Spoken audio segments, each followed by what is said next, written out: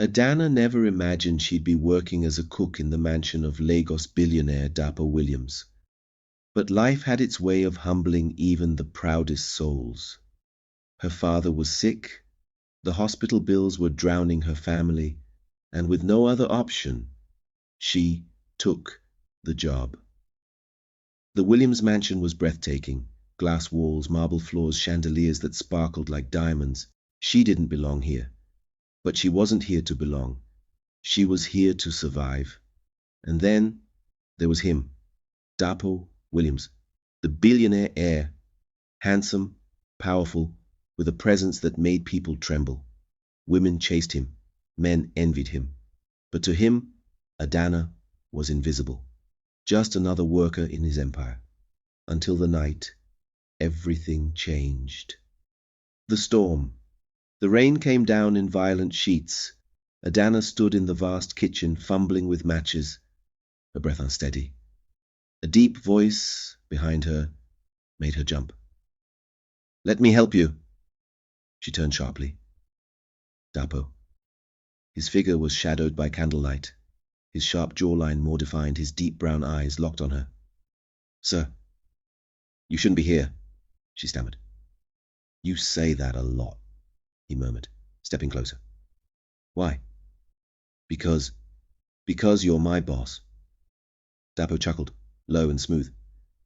"And does that stop you from thinking about me?" Her heart slammed against her ribs. I don't think about you, liar." His voice was teasing, but his eyes were serious. "I see the way you look at me, Adana." She swallowed hard. The air between them was charged, dangerous.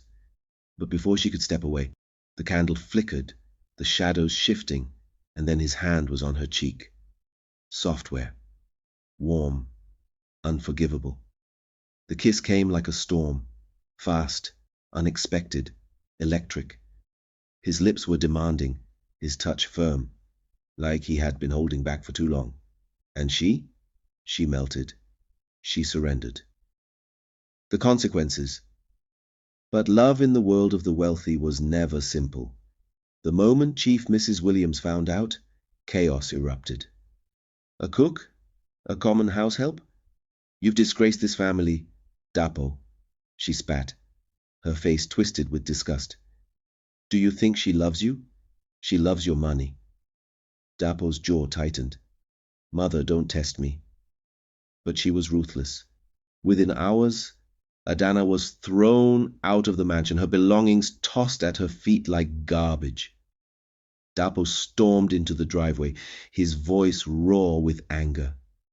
"Where the hell do you think you're going?" She lifted her chin, tears threatening to fall. "I don't belong here, Dapo. I never did."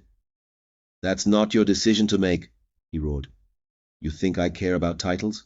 About wealth? I want you, Adana. I need you." But she shook her head. "Love is not enough in your world."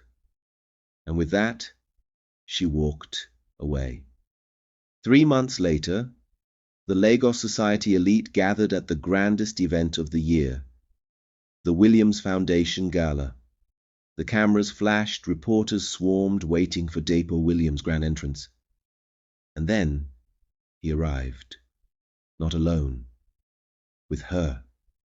The room gasped. Adana stood by his side, radiant in a red silk gown, her head high, her fingers laced with his. Chief Mrs. Williams' face turned white. The whispers turned into a roar. Dapo pulled Adana closer, his voice clear and bold for the entire world to hear. "My mother doesn't control my heart. I love this woman, and I will fight for her." Cameras clicked. Society burned. And Adana? She smiled through her tears. Because this time, love had won.